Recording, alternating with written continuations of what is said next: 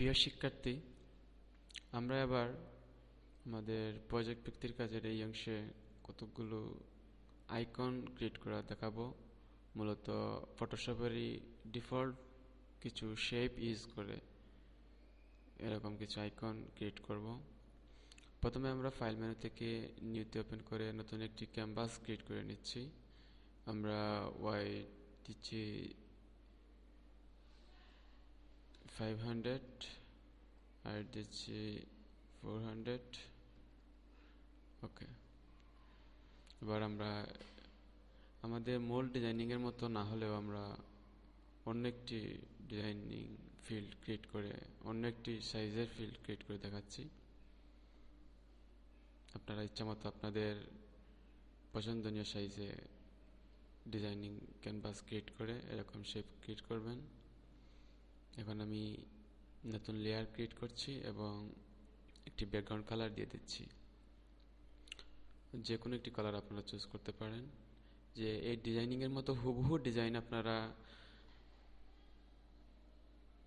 Create না করেও আপনারা আপনাদের পছন্দনীয় কালার ব্যবহার করার মাধ্যমে ডিজাইনিংকে ফুটিয়ে তুলতে পারেন। এই কালারটি দিচ্ছি এবং পেন বাকেট টুলের সাহায্যে ফিল করে দিচ্ছি। এবার আমরা আমাদের এখানে ক্লিক করে পলিগন টুলটি ক্রিয়েট করব এবং এটি কালার দিয়ে দেব, অন্য একটি কালার দিয়ে দেব। আমি এই কালারটি দিচ্ছি। ওকে, কিবোর্ডের শিফট চেপে এটি ক্রিয়েট করেছি এবং মুভ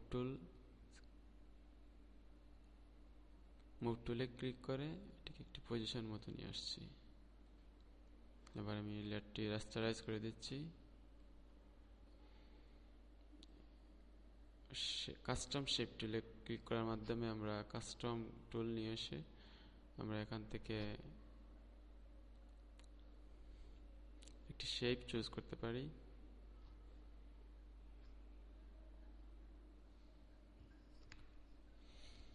আমি জাস্ট এই শেপটি চুজ করছি এবং এর কালার দিয়ে দিচ্ছি রেড। ওকে, শিফট চেপে ধরে ওকে, এবং এটিও পজিশন করে নিচ্ছি। এই লেয়ারটিও রাস্টারাইজ করে দিচ্ছি। তাহলে দেখুন কত সহজেই তৈরি হয়ে গেল একটি ছোট একটি আইকন। এরকম আপনারা দৃষ্টিনন্দন আরো আইকন ক্রিয়েট করতে পারেন আমাদের এই শেপ টুলের আন্ডারে। ডিফল্ট যে শেপগুলো দেওয়া আছে এই শেপগুলো ব্যবহার করার মাধ্যমে আমি আরো কয়েকটি আইকনের ব্যবহার দেখাচ্ছি। আপনারা এগুলো ব্যবহার করেও আপনারা ইচ্ছামতো সুন্দর সুন্দর ডিজাইনের আইকন ক্রিয়েট করতে পারেন। আমি শিফট চেপে একটি ইলেকট্রিক্যাল টুল ক্রিয়েট করছি। এর কালার রেড না রেখে আমি অন্য একটি কালার চুজ করছি, এই কালারটি চুজ করছি। ওকে, এটিকে আমি রাস্টারাইজ করে দিচ্ছি। প্রতিবার নতুন নতুন শেপ ক্রিয়েট করে আমি রাস্টারাইজ করে দিয়েছি। কেন? কারণ আমরা যদি রাস্টারাইজ করে দেই তাহলে আমাদের লেয়ারটি সঠিকভাবে ক্রিয়েট হবে এবং এতে আমরা সঠিকভাবে স্টাইল ইফেক্টগুলো প্রয়োগ করতে পারবো। এবার আমরা এই বৃত্তটির মধ্যে একটা শেপ যদি এনে দেই তাহলে কি হচ্ছে দেখুন। কাস্টম শেপ টুল থেকে আমি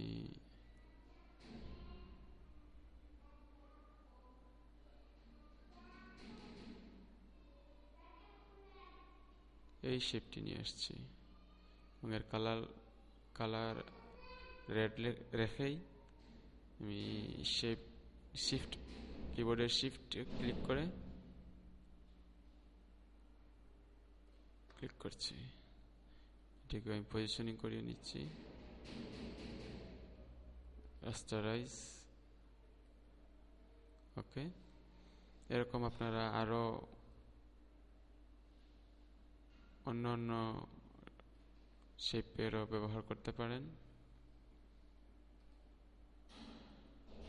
রাস্টারাইজ। শেপ,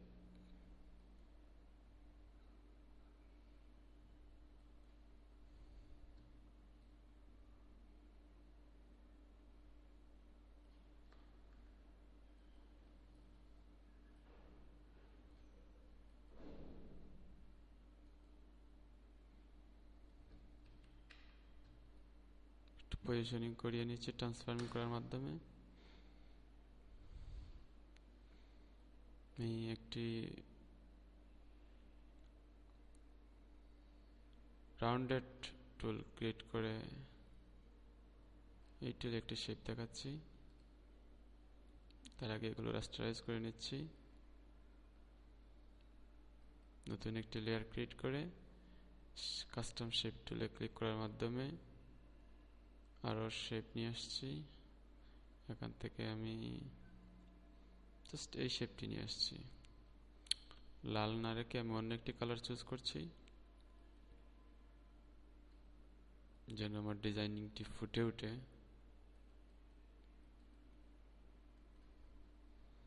শিফট চেপে ধরে এটিও ক্রিয়েট করে দিচ্ছি।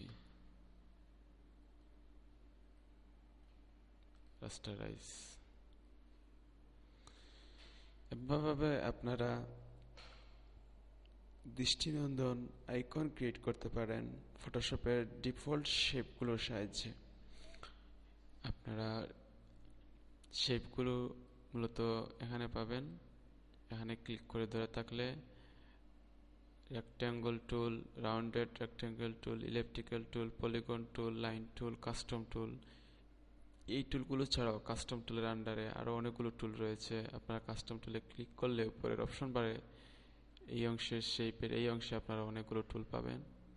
এই টুলগুলো সবগুলো টুল এখানে পাওয়া না গেলেও আপনারা এই অংশে ক্লিক করে অল সিলেক্ট করে দিয়ে আপনারা টুলগুলো নিয়ে আসতে পারেন।